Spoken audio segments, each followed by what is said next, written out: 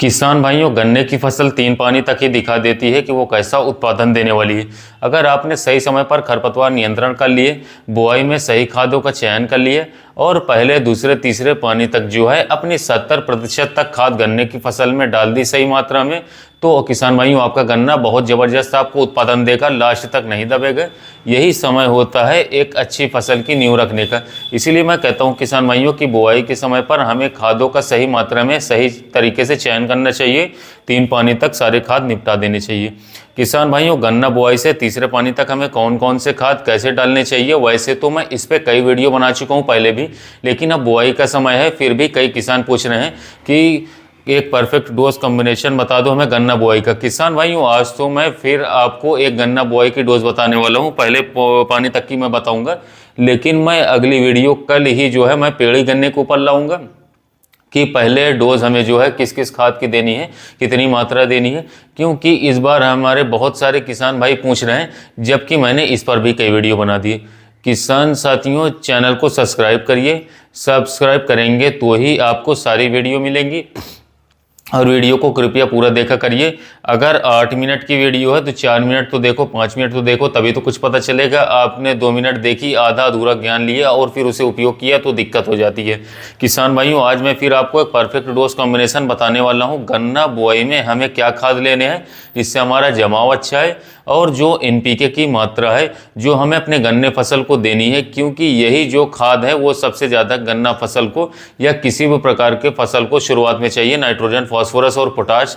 तो इस कॉम्बिनेशन को हम कैसे दें किसान भाइयों? वैसे तो आप जो है अपनी एक डोज किसी भी प्रकार से बना सकते हैं। उसमें आप DAP ले सकते हैं, उसमें शुरुआत में NPK ले सकते हैं, उसमें SSP खाद भी ले सकते हैं, लेकिन आपको लेने कैसे हैं मैं आपको थोड़ा सा समझाने की, बताने की कोशिश करता हूं। आप चाहे खुद से भी बना सकते हैं। किसान साथियों, 6 खाद है: nitrogen, phosphorus, potash, calcium, magnesium और सल्फर। मैग्नीशियम अगर आप बाद में भी देंगे तो कोई दिक्कत नहीं है, स्प्रे में देंगे तो कोई दिक्कत नहीं है, लेकिन ये 5 ठोस खाद है जिनको अगर आप ज़मीन से शुरुआत में दे देंगे तो आपकी फसल कल्ले भी अच्छे निकाल लेगी, मोटे मोटे पौधे निकलेंगे, हरे कलर पर आ जाएगी, सारे के सारे जो प्राइमरी और सेकेंडरी पोषक तत्व हैं उसको शुरू में मिल जाएंगे और हमारी फसल बिल्कुल भी नहीं दबेगी। तो मैं अपना तरीका बताता हूँ, आप इस कॉम्बिनेशन को कैसे भी बना सकते हैं। हाँ, यह है कि कुछ खाद ऐसी भी हैं जो आपस में नहीं मिलाई जा सकती हैं, उनका थोड़ा सा आपको ध्यान देना है। किसान साथियों, जैसे कि आप अपने खेत की तैयारी कर रहे हो, लास्ट जुताई कर रहे हो, आप उसमें 3 bag single super phosphate SSP जो कि आप फोटो में देख सकते हैं उसे डाल दीजिए। लास्ट जुताई पे ही डाल दो किसान भाइयों। आपको फिर जो है बुआई के समय पर कोई भी अतिरिक्त खाद नहीं डालनी है या गन्ने टुकड़ों पर खाद नहीं डालनी है। किसान साथियों, सिंगल सुपर फॉस्फेट SSP आप किसी भी अच्छी कंपनी का खरीदिए, 3 बैग सिंगल सुपर फॉस्फेट खाद डालिए। अब ये मैं आपको क्यों बता रहा हूँ, थोड़ा सा पहले मैं ये बताता हूँ कि इस खाद के अंदर कैल्शियम भी है, सल्फर भी है और फास्फोरस भी है। हालांकि फास्फोरस के साथ कैल्शियम की बनाई है, लेकिन यह खाद इस तरीके से बनाई जाती है कि आप जो है कैल्शियम और सल्फर एक साथ देख पाएँ इस खाद के द्वारा। अब किसान साथियों, कैल्शियम मैं क्यों कहता हूँ? कैल्शियम एक ऐसी खाद है जो कि मोटाई पे काम करती है, और शुरू में अगर हमारी फसल को कैल्शियम मिल जाता है तो किसान भाइयों हमारा पौधा शुरू से ही मोटा निकलेगा और उसमें कल्ले जो है तुरंत ही आना शुरुआत हो जाते हैं। तो कैल्शियम के लिए आप SSP खाद का इस्तेमाल करो। फास्फोरस भी है इसके अंदर, और 3 मुख्य पोषक तत्व हैं इसके अंदर, इनका इस्तेमाल वैसे भी हम बुआई में करते हैं। सल्फर आप अतिरिक्त भी डालते हो तो इसमें सल्फर है ही, और जब हम 3 बैग डालेंगे तो थोड़ी थोड़ी मात्रा 3 बैग की जब फास्फोरस की मिलेगी वो भी पूर्ति हो जाएगी, सल्फर की भी पूर्ति हो जाएगी, आपको अलग से नहीं डालना है, और आपको कैल्शियम की भी पूर्ति हो जाएगी।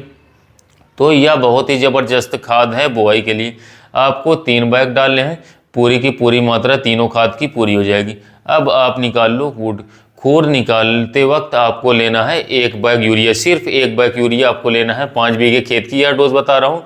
अब उस 1 बैग यूरिया में आपको लेना है 1 किलो ह्यूमिक एसिड।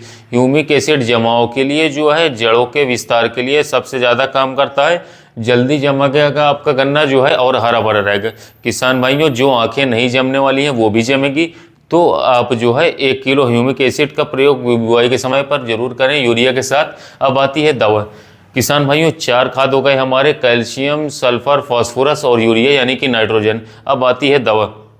दवा में हमें कौन सी दवा लेनी है किसान साथियों, मैंने कई वीडियो में भी बताया कि आपको बहकने की ज़रूरत नहीं है या आप 3-3 दवाएं डालने की ज़रूरत नहीं है। किसान भाइयों, अगर आप नई वैरायटी की बुआई कर रहे हैं जैसे कि 13235 हो गया या फिर कोई भी नई अच्छी गन्ना की प्रजाति आप ले रहे हैं, तो आपको बहुत ज़्यादा दवाओं का इस्तेमाल करने की आवश्यकता नहीं है। केवल एक दवा लेनी है, उसमें आप रीजेंट अल्ट्रा ले सकते हैं 5 से 7 किलो 5 बीघे के लिए। आप उसमें इमिडाक्लोरोपिड ले सकते हैं, आप उसमें थाइमेथॉक्सोम ले सकते हैं, या ज़्यादा से ज़्यादा 2 दवाओं का कॉम्बिनेशन जैसे कि थाइमेथॉक्सोम इमिडा ले लो, या मैं अगर सजेस्ट करूँ अपने से तो किसान भाइयों आप लिसेंटा का इस्तेमाल करिए। बायर कंपनी का लिसेंटा जो है प्राइस काफ़ी घट गया, 900,000 रुपये की आ रही बायर कंपनी की, आप उसे लीजिए। किसान भाइयों 2 साल तो इसमें इमिडाक्लोरोपिड 40% और फिप्रोनिल 40%, इसमें दोनों मिलेंगे 40-40% में, फिप्रोनिल और इमिडा। तो किसान साथियों बहुत अच्छे यह काम करती है, आप ये ले लो। और बात करूं तो इसका घोल बना करके आप अगर स्प्रे कर देंगे गन्ने टुकड़ों पर तो बहुत ही अच्छा रिजल्ट है, वरना आप इसको खाद में मिलाकर स्प्रे कर सकते हैं। तो किसान भाइयों दवा हो गई हमारी, 4 मेजर खाद हो गई जिनकी सबसे ज़्यादा शुरू में आवश्यकता पड़ती है। और किसान भाइयों इसके अतिरिक्त आपको जो है और कुछ भी डालने की आवश्यकता नहीं है। अगर आप चाहें तो एक फंगस की दवा भी इसके साथ लगा सकते हैं, 500 ग्राम जो है कार्बेंडाजिम मैंकोजेब लगा सकते हैं। या अगर आप लेना नहीं चाहते हैं बुआई में कोई भी फंगस की दवा तो मत लीजिए, क्योंकि हमने एसएसपी खाद लिया है, उसके अंदर सल्फर प्रचुर मात्रा में और सल्फर फंगस की दवा के रूप में भी कार्य करता है, इसीलिए मैं एसएसपी को प्रेफर करता हूँ बुआई में। तो किसान साथियों यही एक परफेक्ट डोज है, एक परफेक्ट कॉम्बिनेशन है। इसके साथ आपको बुआई कर देनी है, चाहे आप पलेवा करके कर रहे हो चाहे आप सूखे में बुआई कर रहे हो। बहुत ही ज़्यादा दवा नहीं डालनी है और बहुत ही ज़्यादा एकदम से गन्ने टुकड़ों पर खाद भी नहीं डालना है। किसान भाइयों खाद हमने ज़मीन में दे दिया है, उसी से ही हमारी फसल ज़बरदस्त चलेगी। ये परफेक्ट कॉम्बिनेशन है किसान साथियों। इसके अलावा अगर आप चाहें तो अपना कॉम्बिनेशन भी बना सकते हैं, जैसे कि मैंने कहा कि शुरुआत में हमें जो है सारे खाद देने चाहिए, और सारे खाद देने में दिक्कत ये आती है कि अगर हम डीएपी का इस्तेमाल करें तो उसके साथ कैल्शियम नहीं चलता है, और एनपीके का इस्तेमाल करें उसमें भी फास्फोरस या उसमें भी कैल्शियम हम नहीं डालते। तो कैल्शियम मैं इसलिए डलवा रहा हूँ किसान भाइयों की ये जांचा परखा जो है एक अनुभव है। और किसान साथियों कैल्शियम का इस्तेमाल आप सारी चीज़ें हटा दो, फास्फोरस भी हटा दो, सब कुछ हटा दो, खाली कैल्शियम के साथ 25 किलो का बैग ले करके आप बॉय करके देखिए, गन्ने टुकड़ों पर डालिए, अलग ही खेत जमेगा आपका किसान भाइयों, अलग ही मोटाई आएगी और शुरू में ज़बरदस्त ब्यात मिलेगा। तो कैल्शियम मैं इसलिए डलवा रहा हूँ और एसएसपी खाद में, क्योंकि हाँ हमें जो है सल्फर और फास्फोरस भी मिल जाता है, तो इसलिए मैंने एक डोज जो है बताई है आपको, शुरू में एसएसपी खाद का इस्तेमाल बताएं। आप चाहें तो अपने डोज अलग से किसी भी प्रकार से तैयार कर सकते हैं। तो किसान भाइयों या थी हमारी बुआई निपट गई, अब आती है पहला पानी। पहले पानी में आपको पोटाश लेना है किसान भाइयों, 20 से लेकर के 25 किलो 5 बीघे में 20 से 25 किलो यूरिया ले लीजिए। और किसान भाइयों एक बैग या तो एनपीके का ले लो, या तो किसान साथियों डीएपी मिलता है उसको ले लो एक बैग, और वो डाल करके आप पानी दे दीजिए पहला पानी। और किसान भाइयों पहला पानी देते ही तुरंत आपको जो है सबसे ज़रूरी काम में लग जाना है, वो है निराई गुड़ाई में। अगर आपने निराई गुड़ाई नहीं की तो आप जितने खाद डाल रहे हैं ये सारे बेकार जाएंगे।